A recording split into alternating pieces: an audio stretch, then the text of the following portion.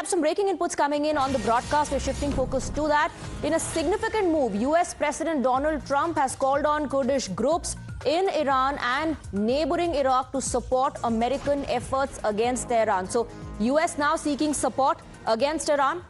Reportedly, US has offered backing, including the possibility of air cover if Iranian Kurdish groups attempt to take control of parts of western Iran.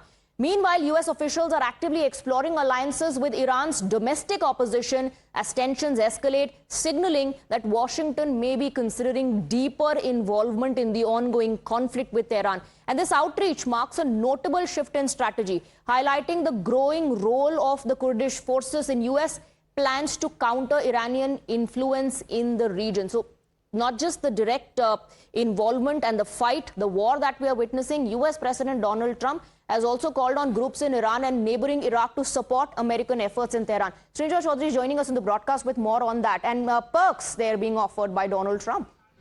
Yes, he's reached out to the Kurds. Now, the Kurds are in the northern and northwestern part of Iran. Not many Kurds, considering the population of Iran, which is about 90 million. But nevertheless, in that area, in the northwestern part and northern part, they are a significant number. Now, they want a homeland of their own, and perhaps President Trump has made these promises about homelands or an independent way of living as they wish to. The question is, what about the rest of the country? Yes, the Kurds control parts of that area of northwestern Iran. They have significant numbers in Turkey and Iraq as well. But in north and northwestern Iraq, they're strong. But what about the other parts of Iran? That's a question. And he says that he's reaching out to the domestic opposition. Well, what is the domestic opposition after all these years? And importantly, when there was an uprising some months ago, the Americans had encouraged that, but eventually they did not do very much. So this is what the domestic opposition remembers. Now, how all this will play out remains to be seen. There's, of course, the Shah's son who lives in America. Right. But it's hard to know how much support he has in Iran on the ground. Well, US and Donald Trump clearly exploring all the options, looking to build pressure on Iran so that it gets involved on multiple fronts. Srinjoy, do stay on with us. We have more breaking inputs on the broadcast. I'll come to you for details on that as well. Iran's IRGC says it has mounted an attack on a US oil tanker in the Arabian Gulf. So that's the breaking input coming. Iran targets US oil tanker, and Srinjoy Chaudhary continues to be with us. US-linked tanker has been struck. That's the latest that is being reported, Srinjoy. Yes, the Iranians are saying they've hit a tanker. We haven't heard from the Americans as yet whether this was an American tanker, whether it has been hit, and if it has been hit, what is the state of the tanker? Now, a tanker is a huge target. It can be a very successful target. Now, how has it hit is also something we would want to know. Is it from a shore battery? Is it a missile? Is it a drone? These are all possibilities. So it would be good to know how it was hit, if it were hit. What is the state of the tankers, and what are the Americans saying about it? Absolutely. Thank you very much, Srinjoy. And do keep tracking all the developments. We'll keep coming back to you for more on that. It's day 6 of the Middle East war, and the conflict appears to be edging closer to India. The spotlight is now on the Iranian warship Dana, which had recently participated in the International Fleet Review 2026 in India before beginning its return journey.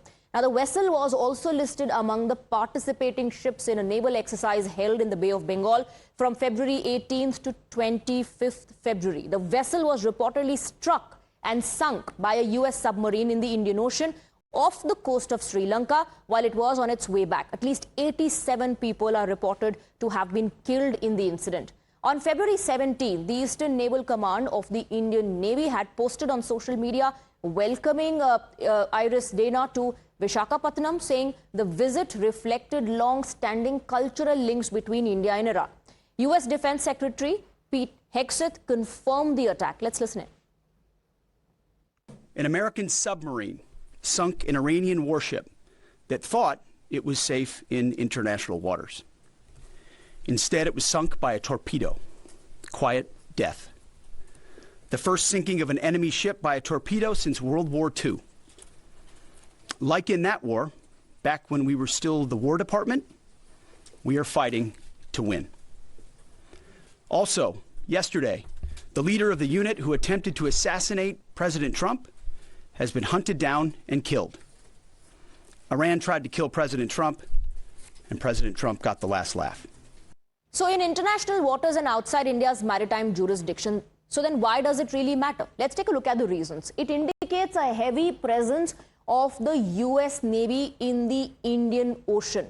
Number 2, US Indo-Pacific Command could be involved in war. Number 3, it could trigger US logistics exchange MOU with India. Reason number 4, US may rely on Indian facilities for refueling and repair. Number 5, Pakistan is already hinting at entering the Middle East war. These are the reasons why it matters. After the attack, Tehran has issued a stark warning to US. Iran's Foreign Minister Saeed Abbas condemned the strike, calling the action by the United States an atrocity at sea and saying it marks a dangerous precedent that the US will regret setting going forward. The Sri Lankan Navy has claimed it rescued 32 survivors from the ship. The rescued crew members were immediately taken to the hospital for medical treatment. The Sri Lankan Navy said that the search and rescue operation is ongoing and authorities have recovered some more bodies in the area, believed to be from the same vessel.